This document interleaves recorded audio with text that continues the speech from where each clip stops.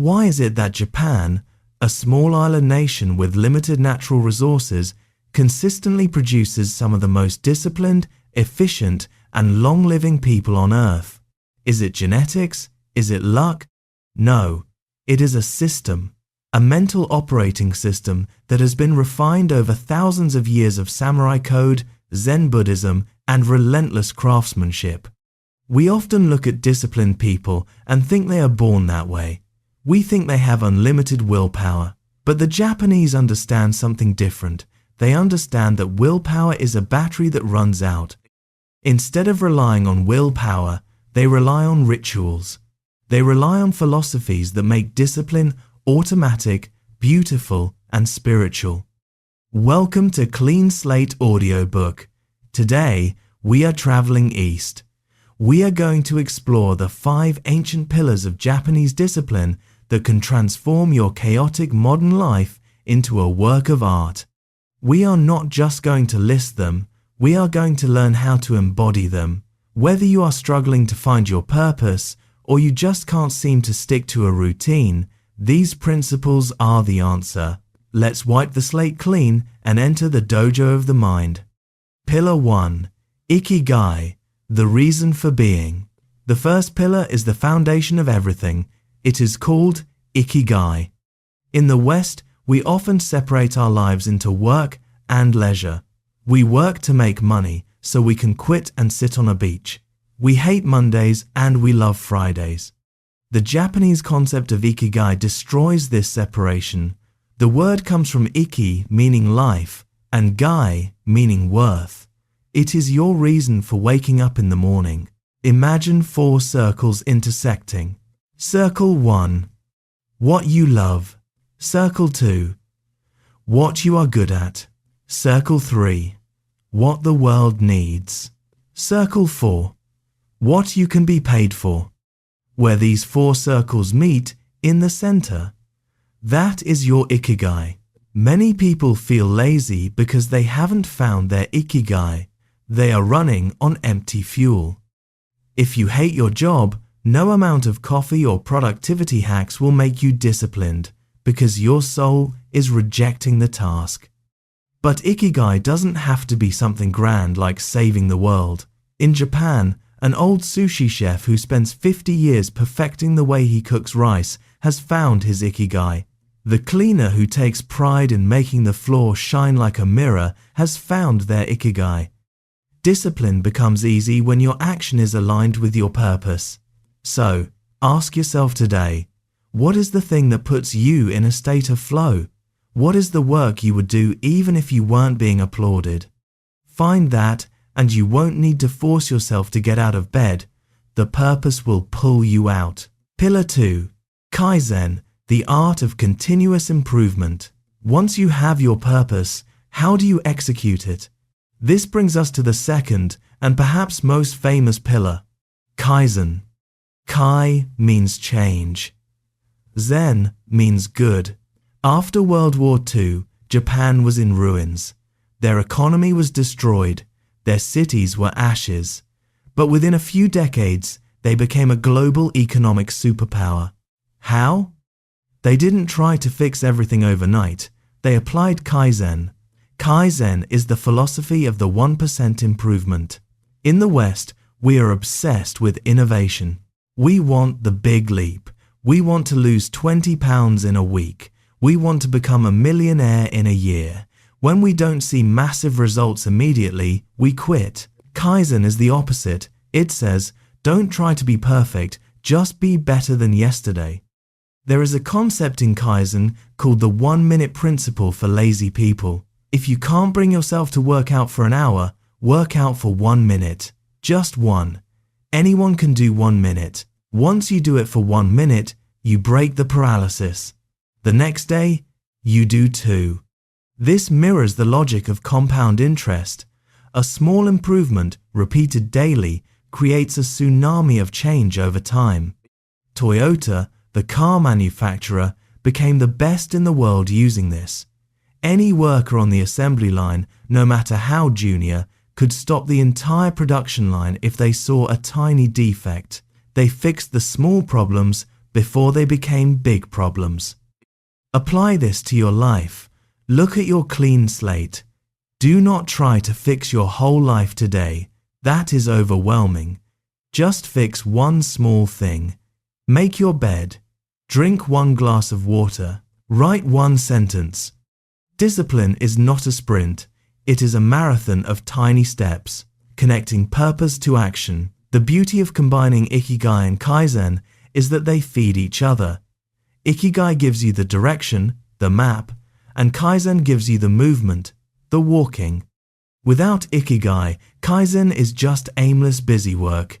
You are getting better at something that doesn't matter. Without Kaizen, Ikigai is just a daydream. You have a passion, but you never improve at it. When you lock these two together, you become unstoppable. You have a reason to live, and you have a system to grow. But even with a purpose and a system, there is a trap. It is the trap of the ego. It is the trap of thinking you already know everything. To truly master discipline, you must learn how to empty your cup. You must learn the third pillar, Shoshin, or the beginner's mind. In the next part of this series, we will explore why experts often fail while beginners succeed, and we will dive into the physical discipline of Hara Hachibu, how the Japanese master their own bodies through restraint. Your journey to the East has just begun. Keep your mind open. Keep your slate clean. But having a purpose like Ikigai and a method like Kaizen is not enough if your internal cup is already full. This brings us to the third pillar, the intellectual discipline known as Shoshin. Shoshin translates to the beginner's mind. There is a famous Zen story about a university professor who visited a Japanese master to inquire about Zen. The master served tea. He poured his visitor's cup full and then kept on pouring. The professor watched the overflow until he could no longer restrain himself. "It is over full, no more will go in. Like this cup," the master said, "you are full of your own opinions and speculations. How can I show you Zen unless you first empty your cup?" This is the greatest trap of the modern world, the ego of expertise. We think we know everything. When we start a new project, a new job, or a new relationship, we bring all our past prejudices and habits with us. We say, "I already know how to do this." This attitude kills growth. It kills creativity. Shoshin is the discipline of letting go of your expertise. It means looking at every situation as if you are seeing it for the very first time. Shunryu Suzuki, the author of Zen Mind, Beginner's Mind, famously said, "In the beginner's mind there are many possibilities, but in the expert's mind there are few." When you are a beginner, you are humble, you ask questions, you are terrified of making mistakes, so you pay attention to every detail. But when you become an expert, you go on autopilot. You stop listening. To apply Shoshin, you must practice unlearning. Next time you argue with your partner, stop. Drop your assumption that you are right. Ask yourself, if I knew nothing about this situation, what would I see? Next time you feel stuck at work, stop trying to use old solutions. Approach the problem like a child. Ask why 5 times. The discipline of Shoshin keeps you young. It keeps you curious. It ensures that no matter how successful you become, you never stop growing because you never stop being a student. Now that we have disciplined the mind, we must discipline the vessel that carries it, the body. This leads us to the fourth pillar, the physical discipline of Hara Hachibu. This phrase comes from Okinawa, one of the blue zones where people live the longest on Earth. It translates to, eat until you are 80% full. In the West, our culture is built on excess. We eat until we are full, we work until we burn out, we consume information until we are overwhelmed, we believe that more is better. The Japanese understand that less is more. When you eat until you are 100% full, your body has to use massive amounts of energy to digest that food. You feel sluggish, you get the food coma, your brain fogs up.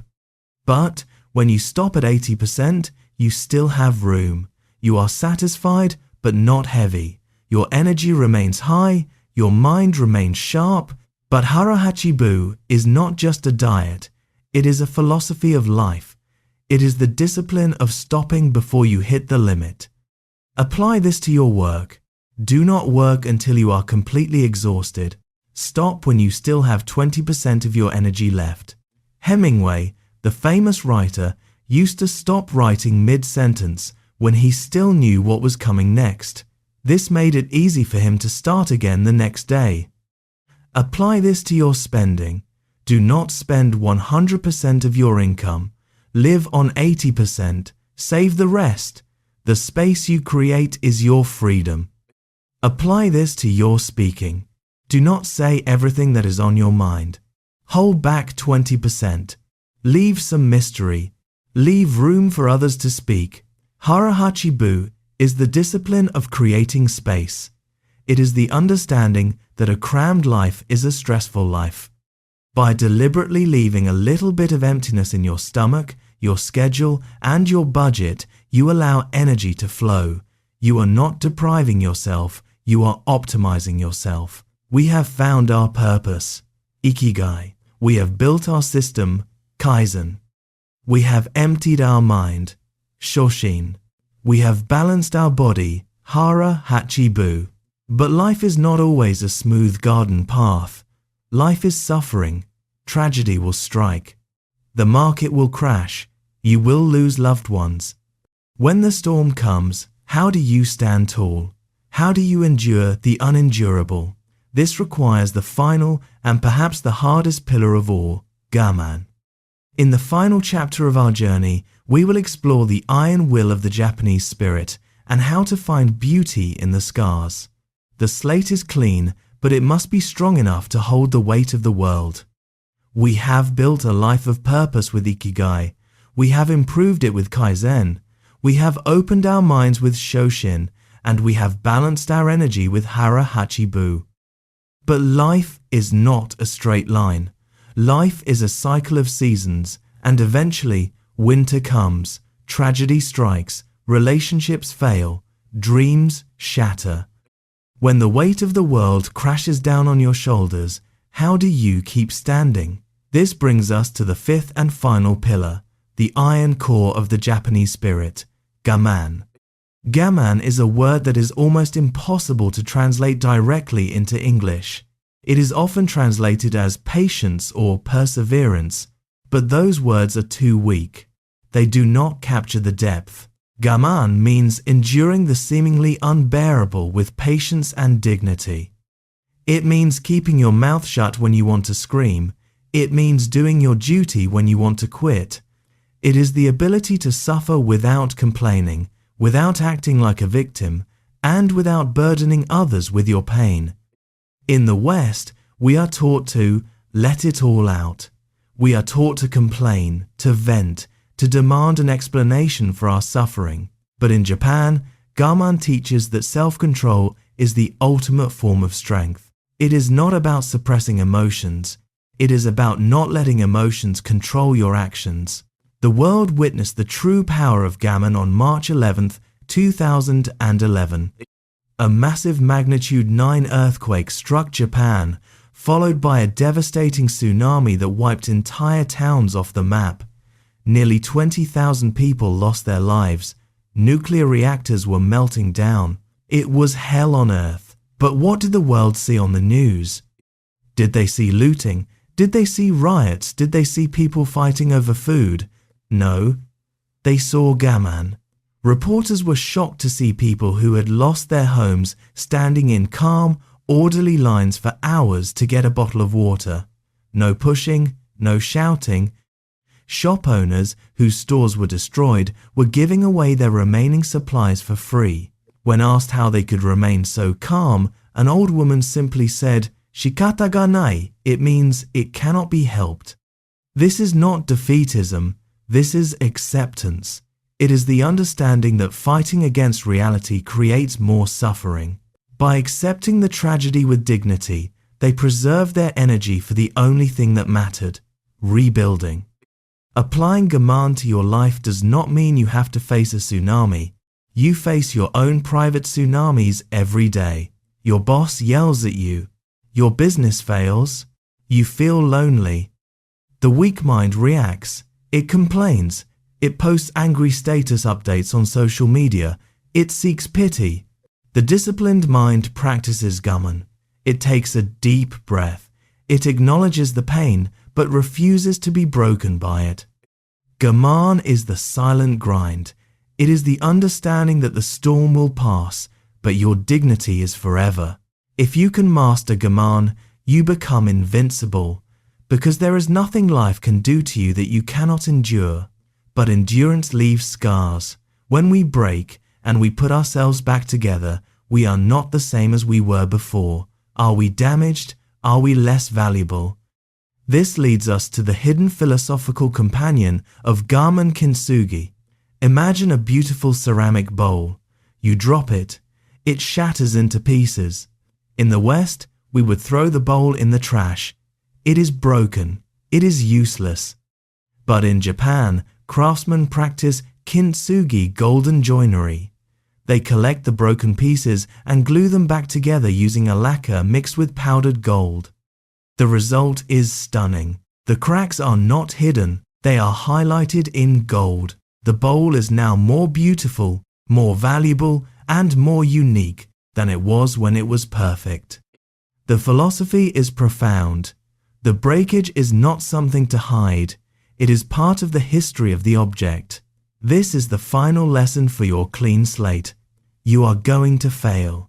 You are going to make mistakes. You will have scars from your past. Do not try to hide them. Do not try to pretend you are perfect. Your struggles, your failures, and your pain are the gold that holds you together. A person who has never suffered is shallow.